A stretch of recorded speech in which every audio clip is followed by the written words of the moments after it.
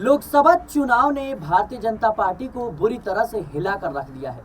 इसकी वजह यह है कि कहां 370 सीटने की बात हो रही थी, लेकिन चुनाव में पार्टी का रथ 240 पर ही रुक गया। बहुमत नहीं मिलने की वजह से बीजेपी को समीक्षा करनी पड़ रही है।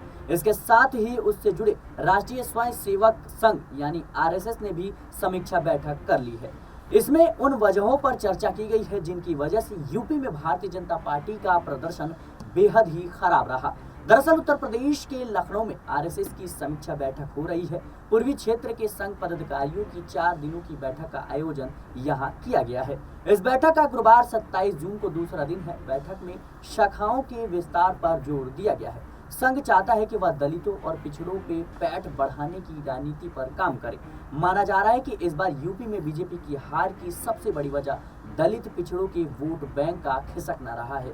लोकसभा चुनाव में यूपी बीजेपी का जिस तरीके से प्रदर्शन रहा है, उसे लेकर संघ काफी ज्यादा चिंतित नजर आ रहा है। संघ इस बात को मान रहा है कि पिछड़े और दलितों का वोट बैंक इंडिया गठबंधन की तरफ खिसका है, जिसकी वजह से भारतीय जनता पार्टी की चुनाव में दुर्दशा हुई है। सिर्फ इतना ही नहीं, बल्कि संघ अपने संगठन के पदाधिकारियों की इस लोकसभा चुनाव में शिथिलता और उदासीनता को लेकर भी चिंतित है। कहा गया है कि यूपी में बीजेपी आरएसएस के बीच समन्वय नहीं हुआ था। समीक्षा बैठक में शाखाओं के लगने में हो रही कमी को लेकर भी संघ के अधिकारियों के बीच चिंता बढ़ी है। इस विषय पर चिंतन प्रक्रिया जारी है। इस बैठक में पदाधिकारियों से सुझाव मांगे गए हैं।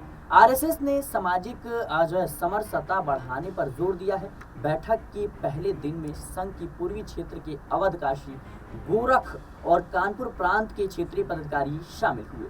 संघ के सर कार्यवाह और दत्तात्रेय होसबोले बैठक में आज भाग लेंगे, जहां उनके पदाधिकारियों को संबोधित करने की उम्मीद है। सूत्रों की माने तो बैठक के बाद बीजेपी सरकार के साथ समन्वय बैठक भी होगी, जिसमें दत्तात्रेय शामिल हो सकते हैं। लोकसभा चुनाव में मिली हार के बाद भारतीय जनता पार्टी के भीतर भी समीक्षा का दौर चल रहा है। इसके साथ ही आरएसएस के साथ बैठक की उम्मीद जताई जा रही है, यानी पूरी तरीके से तैयारी शुरू है। फिलहाल के लिए इस रिपोर्ट में तय देश और दुनिया की तमाम खबरों के लिए बने रहे नेशनल पॉलिटिकल बाइट।